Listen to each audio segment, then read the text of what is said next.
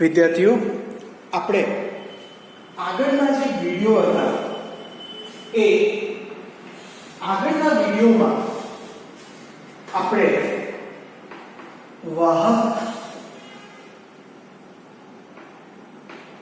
અર્ધવાહક અને અવાહક વિશે જોયું હતું. એનું વર્ગીકરણ હતું.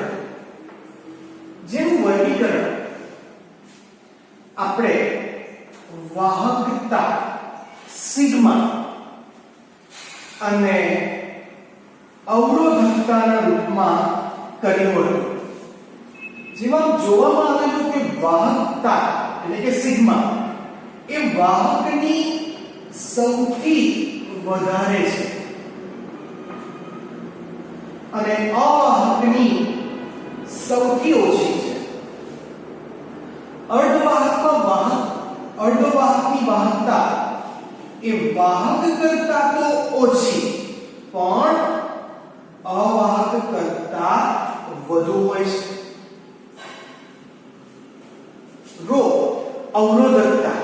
અવરોધકતા જે વાહકતાનો વ્યસ્ત પ્રમાણ છે. તો વાહક માટેની અવરોધકતા સૌથી ઓછી કેમ? તો કે ઇલેક્ટ્રોન સરળતાથી પસાર થવા દે વાહક એટલે તેની વાહકતા વધારે, ઇલેક્ટ્રોન વધારે સરળતાથી પસાર થવા દે એટલે અવરોધકતા ઓછી. જ્યારે અવાહકમાં ઇલેક્ટ્રોન સરળતાથી પસાર થતા જ નથી, માટે તેની વાહકતા ઓછી પણ તેનો અવરોધ એટલે કે અવરોધકતા એ સૌથી વધારે છે. તો અર્ધવાહકમાં શું થાય? તો અર્ધવાહકની અવરોધકતા એ વાહક કરતા વધુ પણ અવાહક કરતા ઓછી હોય છે. બરાબર, આપણે એમસીક્યુ માં યાદ રાખવા કીધું હતું. બીજું, એ જ વિડિયોમાં અર્ધવાહકોના આપણે બે પ્રકાર જોયા, કાર્બનિક અને મિશ્ર એટલે કે પ્રાથમિક જેમાં સેમિકન્ડક્ટર, ગેલિયમ સેમિકન્ડક્ટર માં તરીકે silicon, germanium, gallium arsenide, C D S, I N P, બીજા બધા જે પોલિમરો હતા એના બધાના નામ જોયા હતા. બરાબર, હવે આપણે એ જ થિયરીને જરા આગળ વધારવાની છે કે વાહક, અર્ધવાહક અને જે અવાહક છે, આ જે નામો છે એ નામો એ બેન્ડ ગેપ એટલે કે ઊર્જા સ્તર ને આધારે કઈ રીતના અલગ પડે છે. તો એ વસ્તુ આપણે અહીં આ ટોપિક્સમાં જોવાના છે. તો શરૂઆત કરીએ પહેલા પોઈન્ટથી કે કેટલાક ઘન પદાર્થો સ્ફટિકમય બંધારણ ધરાવે છે, એટલે કે તેમાં અણુ કે પરમાણુ નિયમિત રીતે ગોઠવાયેલા છે.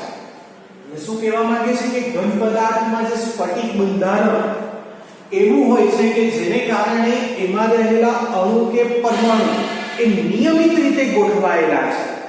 જેમાં આપણે વાત કરીએ છીએ પરમાણુઓની, તો પરમાણુઓ નજીક ગોઠવાયેલા હોય ત્યારે કોઈ એક પરમાણુની પાડોશી તેમજ દૂર રહેલા બીજા પરમાણુ સાથે આંતરક્રિયા કરે છે. આથી પરમાણુઓના ઇલેક્ટ્રોનની ઊર્જા બદલાય.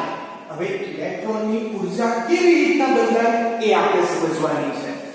તો એ સમજવા માટે હું તમને 12મો જે આપણું લેસન હતો પરમાણુ એમાં જરાક લઈ જાઉં છું કે એમાં ન્યુક્લિયસ હોય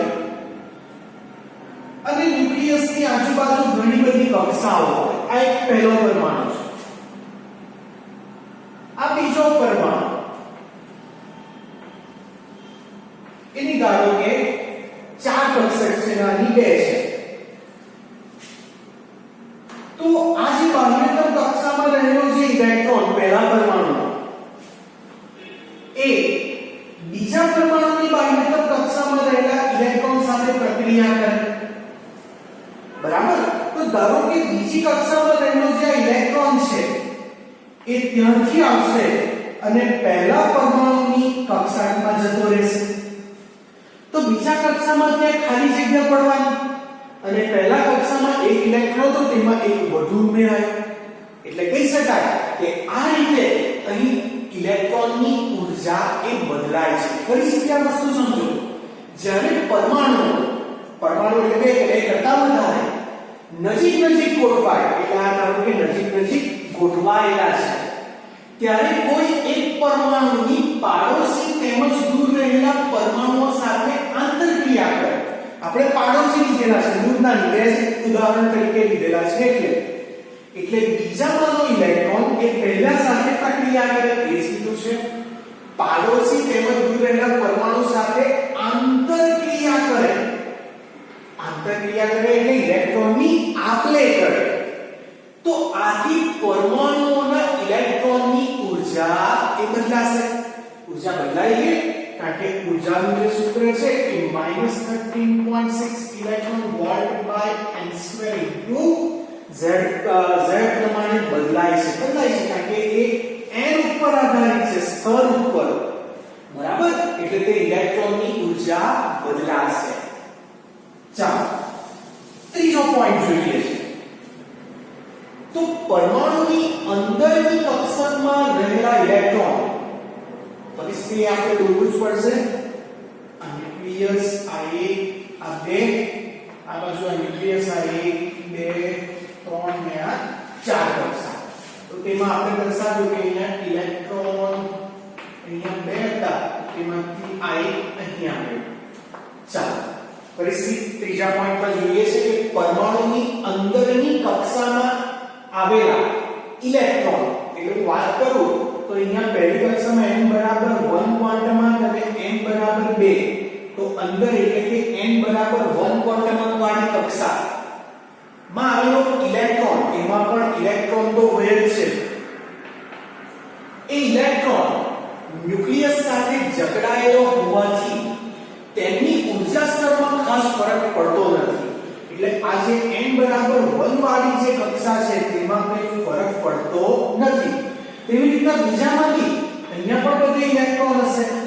n બરાબર 1 2 3 અને 4, તો 1 2 અને 3 વાળી કક્ષકમાં જે ઇલેક્ટ્રોન હોય તેમાં ખાસો ફરક પડતો નથી. ફરક ક્યાં પડે? તો બાહ્ય રહેલા જે ઇલેક્ટ્રોન છે બહારની કક્ષામાં જે ઇલેક્ટ્રોનની આપ-લે કરે એમાં જ ફરક પડે છે. તે આ પોઈન્ટ એ છે કે ન્યુક્લિયસ સાથે જકડાયેલા હોવાથી તેમની ઊર્જા સ્તરમાં ખાસ ફરક પડતો નથી, પરંતુ બહારની કક્ષામાં ઇલેક્ટ્રોન એ બીજા પરમાણુ સાથે ભાગીદારી કરે. આ જોજો આમાં બે હતા તેમાંનો આ ઇલેક્ટ્રોન આ બીજા પરમાણુ સાથે ઇલેક્ટ્રોનની ભાગીદારી કરે, તેવા ઇલેક્ટ્રોનની ઊર્જા સ્તરમાં ફેરફાર થાય છે. સ્વતંત્ર પરમાણુઓમાં ઇલેક્ટ્રોનની ઊર્જા સ્તર કરતા સ્ફટિકમાં રહેલા દરેક ઇલેક્ટ્રોન માટે અલગ અલગ ઊર્જા સ્તર મળે છે. આવા ઇલેક્ટ્રોનની ઊર્જાના સ્તરોને ઊર્જા પટો અથવા તો એનર્જી બેન્ડ કહેવાય છે. તો વિદ્યાર્થીઓ ઇલેક્ટ્રોન આ n બરાબર બીજા પરમાણુના n બરાબર 4 ક્વોન્ટમમાંથી પહેલાના n બરાબર 2 માં આવ્યો તો તેને કારણે ઇલેક્ટ્રોન એક સ્તરમાંથી બીજા સ્તરમાં જશે.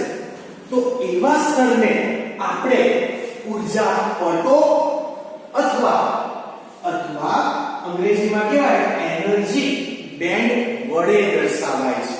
તો આ જે એનર્જી બેન્ડ છે કે એનર્જી જે પટ્ટાઓ છે એને હવે આપણે કેવી રીતના દર્શાવીએ તો એ આપણે હવે સમજવાનું છે. તો વિદ્યાર્થીઓ આ જે બેન્ડ છે એ બેન્ડ કહેવા જઈએ તો એ ત્રણ રીતના વહેંચાયેલા છે, ત્રણ સ્તરમાં, ઉપર નીચે અને મધ્યમ. તો પહેલા આપણે જોઈએ છે નીચેનો સ્તર. નમૂના તરીકે હું અહીં 4 જેટલા સ્તર લેઉં છું. તો આ જે સ્તર છે એ સ્તરને વેલેન્સ બેન્ડ કહેવાય, જેને આપણે V ડોટ B વડે દર્શાવશું. વેલેન્સ બેન્ડ એટલે એનો જે ઊર્જા હશે એ બેન્ડનો એને EV કહેવાય, વેલેન્સ બેન્ડની ઊર્જા. હવે વેલેન્સ બેન્ડ એટલે શું એ આપણે સમજીએ. તો વેલેન્સ બેન્ડ એટલે એવો બેન્ડ કે જેમાં વેલેન્સ ઇલેક્ટ્રોન હોય. વિદ્યાર્થીઓ, વેલેન્સ ઇલેક્ટ્રોનનો મતલબ એવો નથી કે કઈ નથી ઇલેક્ટ્રોન. વેલેન્સ ઇલેક્ટ્રોન એટલે કે તે બેન્ડમાં ઇલેક્ટ્રોન હાજર હશે. તો વેલેન્સ ઇલેક્ટ્રોન ધરાવતા અપૂર્ણ કક્ષામાંના ઇલેક્ટ્રોનને વેલેન્સ ઇલેક્ટ્રોન કહેવાય. એટલે કે વેલેન્સ બેન્ડના આ જે સ્તર છે એમાં ઇલેક્ટ્રોન હશે, બરાબર, ઇલેક્ટ્રોન ભરાયેલા હોય છે. માટે આવા ઇલેક્ટ્રોનને વેલેન્સ ઇલેક્ટ્રોન અને આવા બેન્ડને આપણે વેલેન્સ બેન્ડ કહેવાય છે. ફરીથી, વેલેન્સ બેન્ડ એટલે શું કે એવો બેન્ડ કે જેમાં વેલેન્સ ઇલેક્ટ્રોન હોય, તો એવા બેન્ડને વેલેન્સ બેન્ડ કહેવાય. અને વેલેન્સ બેન્ડની જે ઉપરનો જે સ્તર આવે, જેમાં બી આપણે નમૂના તરીકે 4 જ સ્તર લઈએ છીએ, તો એ સ્તરને કહેવાશે કંડક્શન બેન્ડ. કંડક્શન બેન્ડ જેને આપણે C.B વડે દર્શાવશું અને એની ઊર્જા ને આપણે E(C) કહેવાય. તો કંડક્શન બેન્ડ એટલે શું? તો વેલેન્સ બેન્ડની ઉપર આવેલા બેન્ડને કંડક્શન બેન્ડ કહેવાય. અને એ બે વચ્ચે જે ગેપ રહે છે એ ગેપને આપણે બેન્ડ ગેપ ઊર્જા E(G) અથવા તો ઘણી વખત એને ફોર્બિડન ગેપ તરીકે પણ ઓળખાય છે. બરાબર. તો આ હતા બેન્ડ. હવે આપણે જે સ્તરની વાત કરી ત્યાં જે રેખાઓ દોરી આડી લીટી એને એનર્જી લેવલ કહેવાય, સ્તર કહેવાય, ઊર્જા સ્તર. ને ઊર્જા સ્તર ભેગા થઈને બેન્ડ બનાવે. બેન્ડ બે પ્રકારના, વેલેન્સ બેન્ડ એટલે કે જેમાં વેલેન્સ ઇલેક્ટ્રોન હોય એને વેલેન્સ બેન્ડ કહેવાય. અને તેની ઉપરના બેન્ડને કંડક્શન બેન્ડ, અને એ બે વચ્ચેની જગ્યાને બેન્ડ ગેપ ઊર્જા છે. તો વિદ્યાર્થીઓ, કંડક્શન બેન્ડ અને વેલેન્સ બેન્ડ કેવો? તો વેલેન્સ બેન્ડ એટલે આપણે જોયું કે તેમાં વેલેન્સ ઇલેક્ટ્રોન ભરાયેલા હોય, અને કંડક્શન બેન્ડ એટલે કે તેમાં ઇલેક્ટ્રોન હોતા નથી, એ ખાલી હોય છે.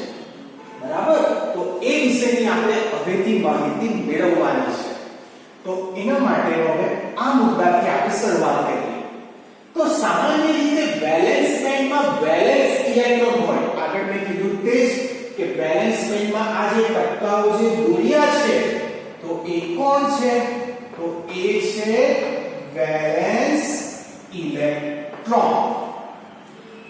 જ્યારે કંડક્શન બેન્ડ માં કોઈ ઇલેક્ટ્રોન હોતા નથી.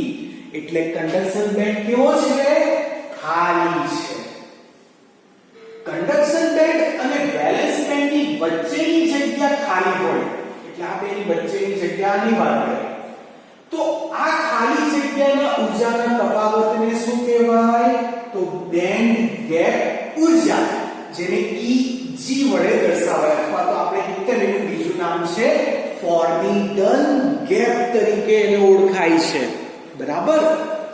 ચાલો હવે આપણે જે શરૂઆત જોયું કે વાહક, અવાહક ને અર્ધવાહક, તો એ ત્રણને આધારે આ ગેપ વિશે આપણે જાણકારી હવે મેળવીએ છીએ. તો આમાં પહેલી આવે છે ધાતુ. તો હું પહેલા નોર્મલી જે વાત કરી જાઉં કે તો આના દ્વારા એક દર્શાવું છું કે આ ધારો કે ધાતુ છે, આ અર્ધવાહક છે, અને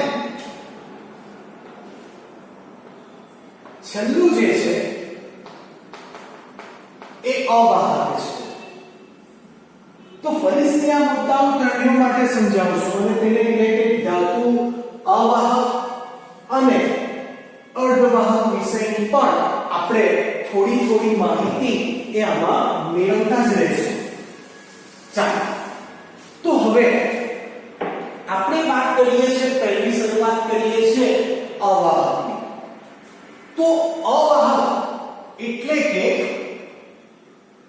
તે ઇલેક્ટ્રોન ને પસાર થવા દેતો નથી, એટલે કે તેની વાહકતા સૌથી ઓછી ને અવરોધકતા એ સૌથી વધારે છે.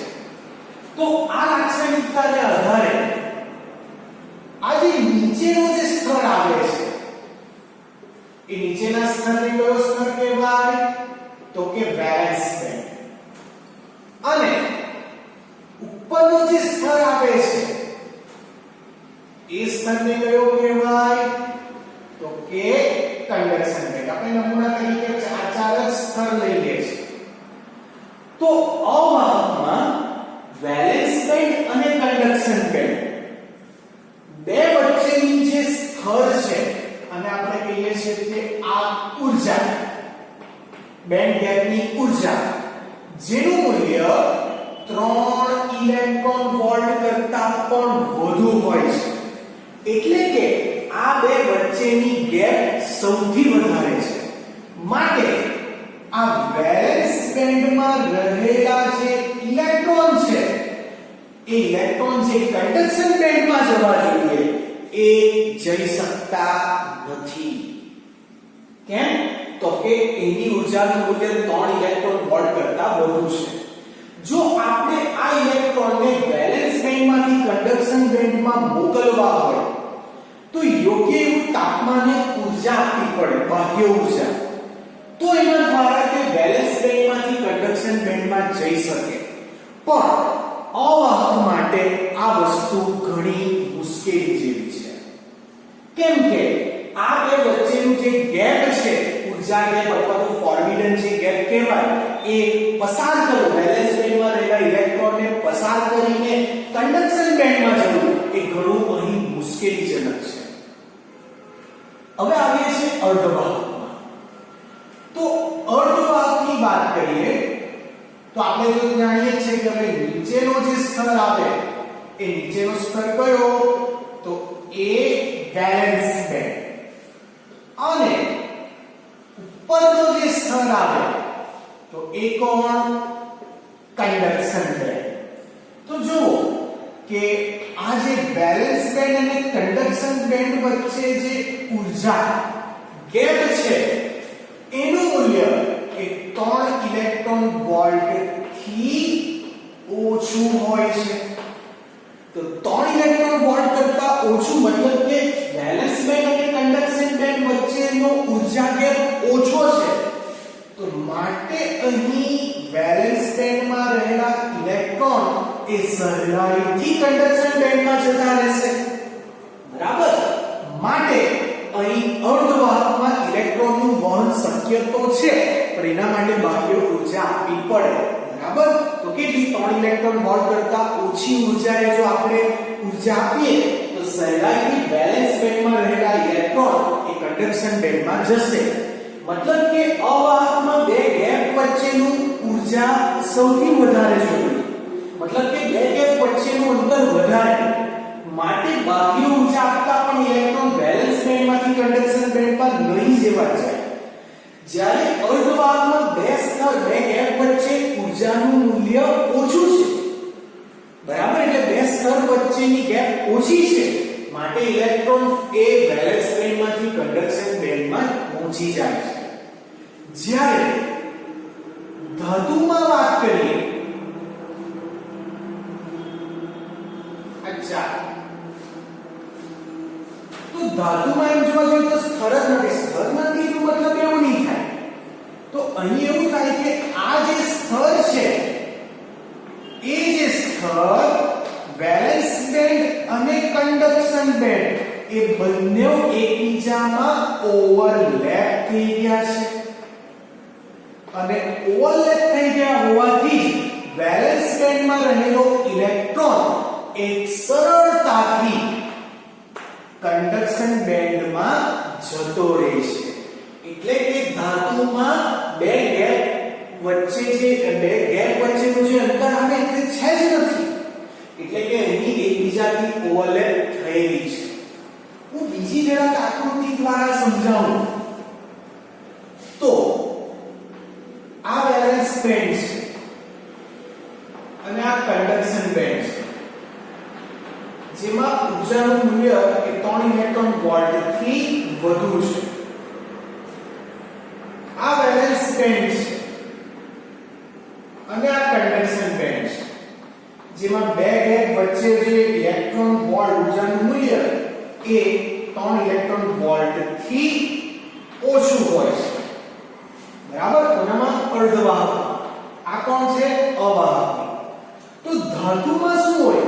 તો ધાતુમાં આ વેલેન્સ બેન્ડ અને કન્ડક્શન બેન્ડ એ આવી રીતના એકબીજા સાથે ઓવરલેપ થઈ ગયા હોય, એટલે ઇલેક્ટ્રોન એ વેલેન્સ બેન્ડમાંથી કન્ડક્શન બેન્ડમાં સહેલાઈથી જઈ શકે છે. ચાલો, તો આના વિશેની વાત હવે આપણે થિયરેટિકલ પ્રમાણે જે છે એ વધારે સમજીએ. તો જ્યારે કન્ડક્શન બેન્ડનું લઘુત્તમ ઊર્જા, આપણે વાત કરી છે ધાતુ માટે પહેલા, કન્ડક્શન બેન્ડનું લઘુત્તમ ઊર્જા સ્તર વેલેન્સ બેન્ડના મહત્તમ ઊર્જા સ્તર, કન્ડક્શન બેન્ડનું લઘુત્તમ ઊર્જા અને વેલેન્સ બેન્ડની મહત્તમ ઊર્જા કરતા નીચું હોય, મતલબ કે ઓવરલેપ થઈ ગયું હોય, તો ત્યારે વેલેન્સ બેન્ડમાં રહેલા ઇલેક્ટ્રોન એ સહેલાઈથી કન્ડક્શન બેન્ડમાં જશે. બરાબર. આનો અર્થ એવો થાય કે બે સ્તર ઓવરલેપ થઈ ગયેલા છે. એટલા માટે આવી જે છે એને આપણે ધાતુમાં આવું થાય છે એમ કહી શકાય. બરાબર.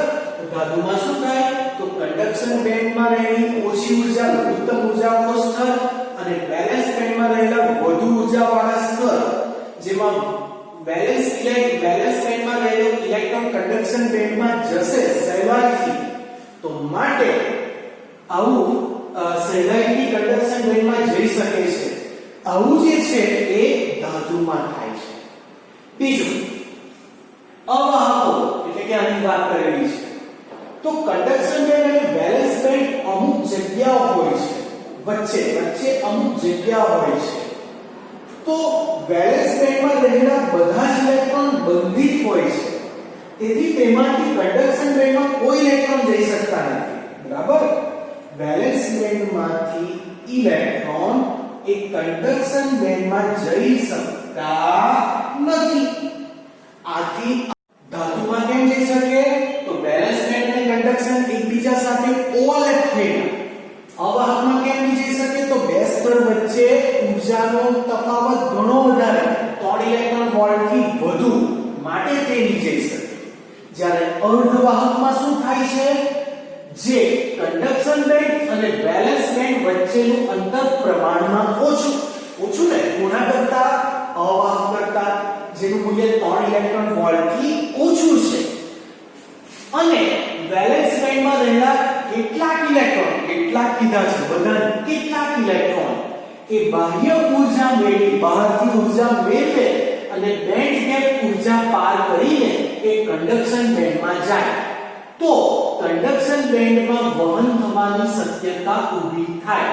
તેમજ વેલેન્સ બેન્ડમાંથી કન્ડક્શન બેન્ડમાં ઇલેક્ટ્રોન જતા વેલેન્સ બેન્ડમાં ખાલી સ્થાનોને કારણે વહન થવાની શક્યતા ઊભી થાય. આ અર્ધવાહકમાં જ શક્ય છે. ચાલો આને સમજીએ. આપણે આટલું તો સમજીને આવેલા જ છે. હવે આમાં જે બે ચાર જે શબ્દ છે એ વધારે શું કહેવા માંગે એ સમજીએ. તો પહેલા તો મુદ્દો કીધો કે આ જે વેલેન્સ બેન્ડ છે અને કન્ડક્શન બેન્ડ વચ્ચે આ જે ઊર્જાનું મૂલ્ય છે એ કેવું છે? ઓછું છે. માટે જ વેલેન્સ બેન્ડમાં રહેલા જે ઇલેક્ટ્રોન એ ક્યાં જશે? કન્ડક્શન બેન્ડમાં જશે. તો વેલેન્સ બેન્ડમાં શું થશે? તો અહીંયા ખાલી જગ્યા ઊભી થશે. એટલે કહેવાય કે જો વેલેન્સ બેન્ડના ઇલેક્ટ્રોન એ આ જે બેન્ડ ગેપની જે ઊર્જા છે એટલી ઊર્જા બહારથી મેળવે તો એ વેલેન્સ બેન્ડમાં રહેલા ઇલેક્ટ્રોન સંક્રાંતિ કરીને ક્યાં જશે? વેલેન્સ બેન્ડમાંથી કંડક્શન બેન્ડમાં. ક્યારે જશે? આ જે બેન્ડ ગેપની જે ઊર્જા છે એટલી ઊર્જા આ ઇલેક્ટ્રોન એટલે કે વેલેન્સ બેન્ડના ઇલેક્ટ્રોન બહારથી મેળવી લે તો એ સરળતાથી વેલેન્સ બેન્ડમાંથી કંડક્શન બેન્ડમાં જશે અને તેને કારણે જ કહી શકાય કે કંડક્શન બેન્ડમાં હવે ઇલેક્ટ્રોનને કારણે વહન થશે, જ્યારે વેલેન્સ બેન્ડમાં ઇલેક્ટ્રોન કંડક્શન બેન્ડમાં જતા રહ્યા હોવાથી ત્યાં ખાલી જગ્યા રહી જાય છે. તો આવું ક્યાં શક્ય છે? તો આવું શક્ય છે અર્ધવાહકમાં જ. એટલે જ તમે ત્રીજા ચેપ્ટરમાં જોયું હતું કે ધાતુમાં પ્રવાહનું વહન ઇલેક્ટ્રોનને કારણે થાય, જ્યારે અર્ધવાહકમાં ઇલેક્ટ્રોન અને હોલને કારણે. એટલે કે વેલેન્સ બેન્ડમાં રહેલા ઇલેક્ટ્રોન એ કંડક્શન બેન્ડમાં ગયા તો કંડક્શન બેન્ડમાં રહેલી ખાલી જગ્યા એ વેલેન્સ બેન્ડમાં આવી. એટલે આ કોણ છે? તો આ છે હોલ. એટલે અર્ધવાહકમાં વિદ્યુત પ્રવાહનું વહન એ કોના લીધે થશે? તો ઇલેક્ટ્રોન અને હોલના કારણે. જેના વિશેની વધુ પડતી ડિટેલ આપણે આગળના વિડિયોમાં જોવાના જ છે. તો એ માટે કહી શકાય કે ધાતુમાં જે ઇલેક્ટ્રોનનું વહન થાય છે તેથી પ્રવાહનું મૂલ્ય આપણને એક એક્યુરેટ મળે, જ્યારે અર્ધવાહકમાં બાહ્ય ઊર્જાને કારણે ઇલેક્ટ્રોન એક સ્તરમાંથી બીજા સ્તરમાં જાય માટે અહીંયા પ્રવાહનું મૂલ્ય કે આપણને મિલી એમ્પિયર કે માઇક્રો એમ્પિયરના ક્રમનું મળે છે. બરાબર. તો વિદ્યાર્થીઓ, આ જે વિડિયો હતો એ વિડિયો એ આપણા માટે કહી શકાય કે એમસીક્યુ આધારિત અથવા તો એક થિયોરેટિકલ પ્રમાણે કે કહેવાય કે વેલેન્સ બેન્ડ, કંડક્શન બેન્ડ અને ફોરબિડન ગેપ વિશે સમજાવો. બરાબર. તો આ તો આપણી ધાતુ, સુવાહક અને અર્ધવાહકનો બીજો પાઠ. હજુ પણ આ પાઠમાં થોડોક પોર્શન એ બાકી છે.